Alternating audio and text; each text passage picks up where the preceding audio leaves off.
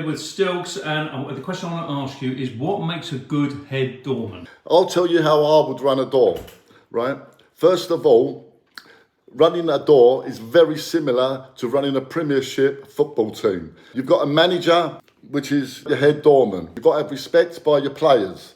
That's number one. Number two, you've got to know where to place your players and understand how it works. In football, you have your defence at the back. On the door, you have your defence at the front. And your defence have to be good at talking to people, have to have patience, have to search people, ask for ages. They're looking for knives, guns, drugs, and that's your defence at the front. And then you've got your midfield.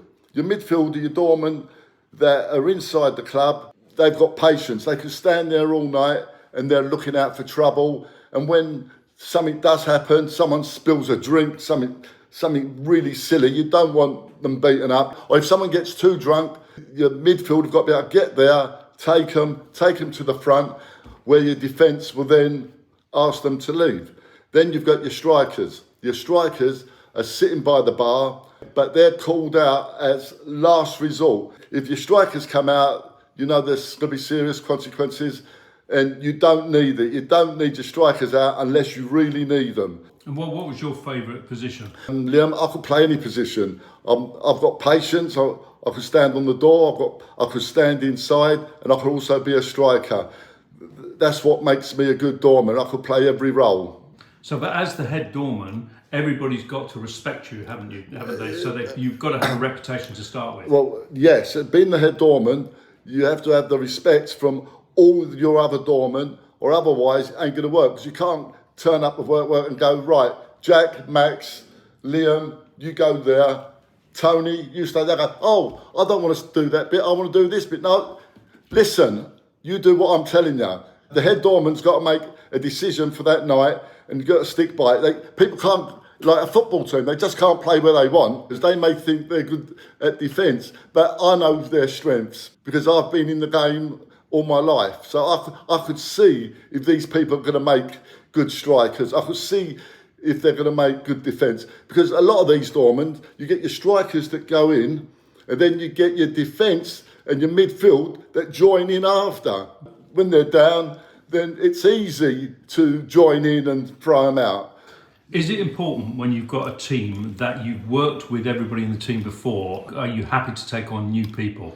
I got a job because I was the face of the area.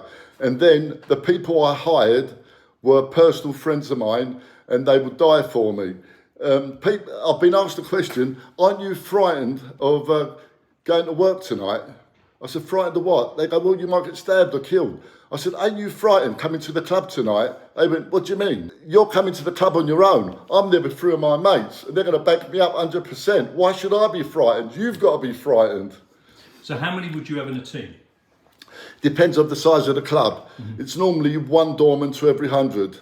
So, like when I was at Stars, it was a 2,000 occupancy. We had 17 doormen that, all had to play their positions. Have the police ever got involved in stuff that you've done on the door? Do you know what, Liam? I've got a story for you.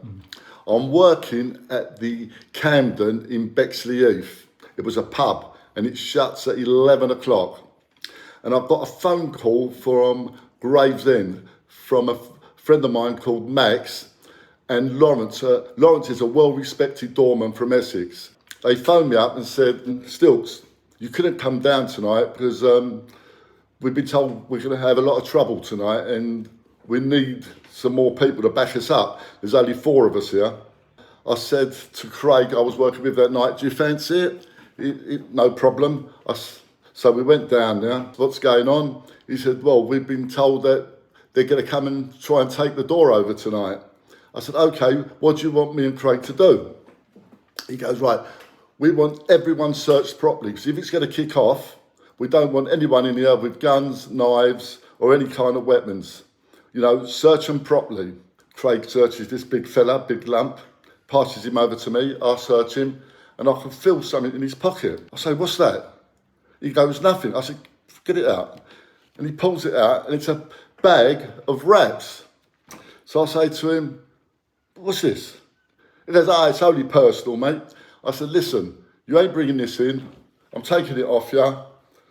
He goes, can I have it back and go? I said, no, mate, you've just got to go. You know, you've been caught with it, you got to go. I said, this is going in the box downstairs. In them days, you had to put it in a box and report it to the old bill, as if you would. So anyway, I put it in my back pocket.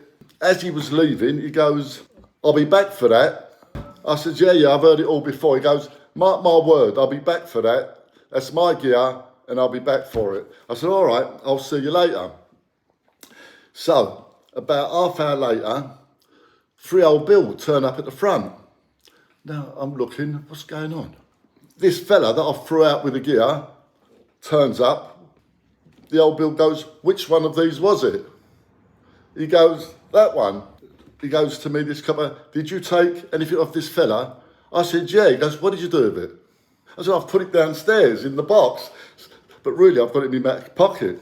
So I had to now go downstairs, pretend that I've taken it out the cupboard, come back upstairs and go and went, this. So they go to the bloke, is that what he took off you? The bloke goes, yep, that's what he took off me. So the copper goes, right, you're under arrest. And they put him in cuffs, yeah, and start dragging him out. And he looks round at me and goes, I told you I'll get it back.